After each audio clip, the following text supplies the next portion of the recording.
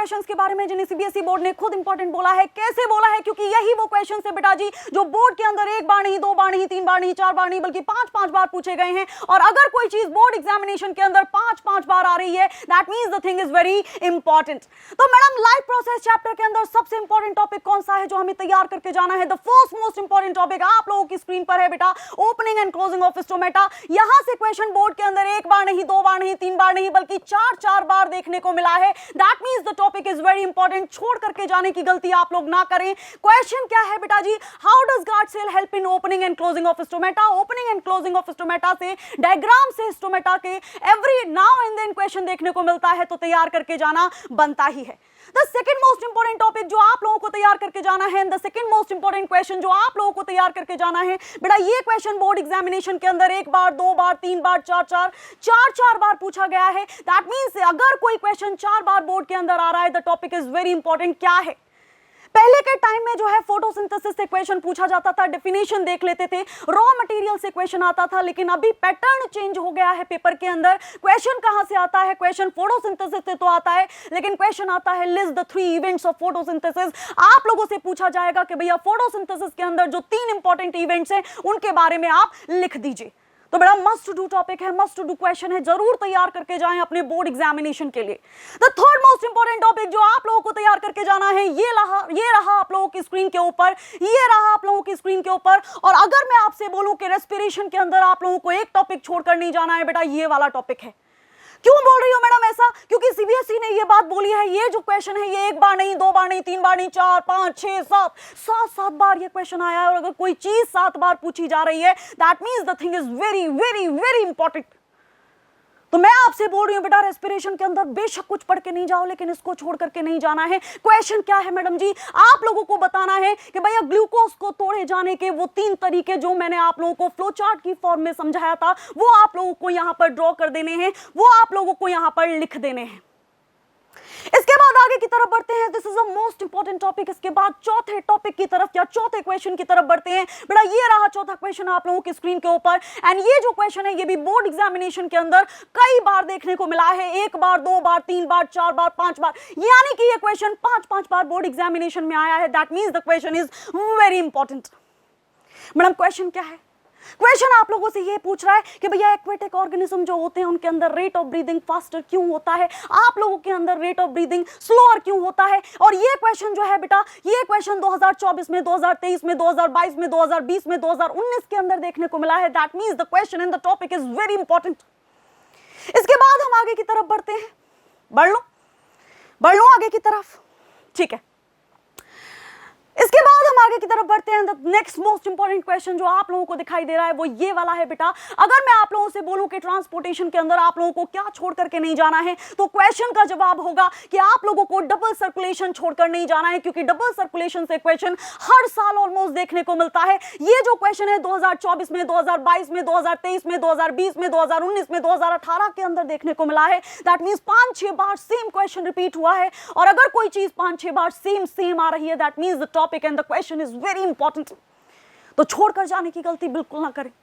आप लोगों को केवल यही पता नहीं होना चाहिए कि भाई डबल सर्कुलेशन ह्यूमंस में क्या होता है, डबल सर्कुलेशन मैमल्स में क्या होता है, बल्कि आपको यह भी पता होना चाहिए कि भाई डबल सर्कुलेशन जो है वो ह्यूमन के अंदर, मैमल्स के अंदर क्यों जरूरी है। Why there was a requirement of double circulation in case of human being? Why there was a requirement of double circulation in case of animals? You are getting the thing? So these type of questions are being framed in the examination। और मैं आप लोगों को guarantee दे रही हूं कि अगर आप लोगों ने लाइव प्रोसेस चैप्टर के अंदर ये क्वेश्चंस कर लिए ना, देन आप लोगों को लाइव प्रोसेस चैप्टर, देखो हार्ड वर्क करना एक दूसरी बात है, लेकिन स्मार्ट होना एक दूसरी बात है। और आज की दुनिया में वही व्यक्ति जीतने वाला है जो कि स्मार्ट भी है और हार्ड वर्क भी करता है। वो व्यक्ति नहीं जीतेगा जो कि गधे की तरह मेहनत करता जा रहा है। तो आप लोगों को गधा नहीं बनना है। आप लोगों को सिंपल, आप लोगों के दिमाग में एक चीज बैठ जानी चाहिए कि भैया मैं हार्ड वर्क तो करूंगा, लेकिन वो हार्ड वर्क जो है वो इनकलकेट होगा किसके साथ, स्मार्ट वर्क के साथ। तो इसी के साथ अगला क्वेश्चन ये रहा आप लोगों की स्क्रीन के ऊपर। ये क्वेश्चन जो है बेटा, आप लोगों ने देखा होगा कि आजकल सीबीएसई ने एक्टिविटी बेस्ड क्वेश्चन भी पूछना चालू किया है। तो अगर मैं आप लोगों को चैप्टर नंबर 1 से 2 इंपॉर्टेंट एक्टिविटीज देना चाहूं जहां से question every now and then पूछा जाता है बेटा, ये वो 2 एक्टिविटीज हैं। पहली एक्टिविटी अगर मैं बोलूं ना आप लोगों से, दैट इज मोर इंपॉर्टेंट। आप क्यों बोल रही हैं ऐसा? क्योंकि बेटा सेम एक्टिविटी से क्वेश्चन एक बार नहीं, दो बार नहीं, तीन बार पूछा गया है। दैट मींस अगर कोई चीज 3 बार पूछी जा रही है, the thing is very important. बेटा 2024 में, 2022 में, 2019 के अंदर सेम क्वेश्चन रिपीट हुआ है, सेम एक्टिविटी रिपीट हुई है। कौन सी एक्टिविटी है? Design an experiment to demonstrate that carbon dioxide is essential for photosynthesis and write the observation and conclusion of the experiment. ये वही वाली है जिसको हम लोगों ने क्लास के अंदर डिस्कस किया था बहुत अच्छे तरीके से। दूसरी एक्टिविटी बता दो मैडम, कौन सी दूसरी एक्टिविटी है जो हमें तैयार करके जानी है, जो छोड़नी नहीं है? बेटा 2023 के अंदर इसका क्वेश्चन आया हुआ है। क्या क्वेश्चन है? With the help of an activity explain the action of saliva on the food that we eat. So ये दो एक्टिविटी जो है आप लोगों को छोड़ करके नहीं जानी है। एक वो जो है लीफ वाली जो एक्टिविटी है वो भी आपको तैयार कर लेनी है, क्योंकि मैंने उससे क्वेश्चन देखा है एवरी नाउ एंड देन, हर कॉन्सिक्यूटिव ईयर के अंदर वहां से क्वेश्चन आ जाता है। तो एक वो एक्टिविटी तैयार करके जानी है। 3 एक्टिविटी आपने तैयार कर ली, you are done, you are good to go with the life process. इसके बाद बताओ मैडम, अगला क्वेश्चन आप लोगों की स्क्रीन पर ये रहा बेटा, और अगला क्वेश्चन जो है वो बहुत इंपॉर्टेंट है as per the exam point of view. क्या है मैडम जी? ये वाला। अगर मैं आप लोगों से बोलूं कि भाई human excretory system, human digestive system, human respiratory system में से सबसे ज्यादा इंपॉर्टेंट कौन सा है, तो आप लोगों को मैं बताना चाहूंगी कि बेटा ह्यूमन एक्सक्रीटरी सिस्टम ज्यादा इंपॉर्टेंट है as compare to any other system. ये जो क्वेश्चन है बेटा एक बार नहीं, 2 बार नहीं, 3 बार नहीं, 4 बार नहीं, 5 बार नहीं, बल्कि 6 बार रिपीट हुआ है। और अगर बोर्ड एग्जामिनेशन के अंदर कोई चीज 6 बार रिपीट होती है, that means the thing is very important.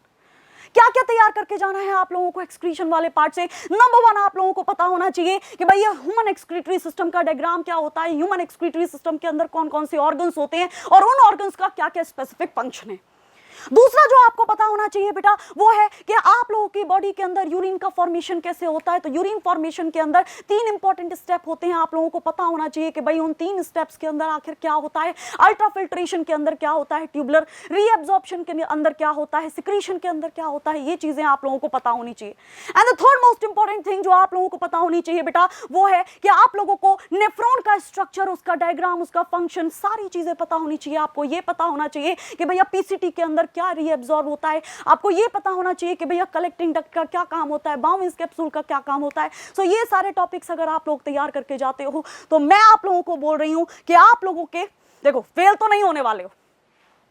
इतनी गारंटी जो है मैं यहां देकर के जा रही हूं कि अगर ये सारे टॉपिक्स आप लोगों ने अपने बोर्ड एग्जाम के लिए तैयार कर लिए तो फेल तो आप नहीं होने वाले हो। लेकिन अगर आपको टॉपर बनना है तो आप लोगों को लाइव सेशन को ज्वाइन करना बिल्कुल पड़ेगा बेटा, बिकॉज टॉपर्स जो होते हैं, कोई भी व्यक्ति टॉपर तब तक नहीं बनता है जब तक उसने हार्ड वर्क नहीं किया हो। तो स्मार्ट होना जरूरी है बिल्कुल। अगर किसी बच्चे का ये क्लिशे हो रहा है कि भैया मैं पास नहीं होगा, बेटा 7 क्वेश्चंस को करके जा, तो पास होगा। लेकिन हार्ड वर्क जो है वो स्मार्ट वर्क के साथ इनकलकेटेड जरूर होना चाहिए। तो जिन बच्चों को जो है टॉपर बनना है, they should come in my live class. और अगली लाइव क्लास के अंदर मिलती हूं। Till then take care, bye bye and lots of love from team restart with motion. Bye bye.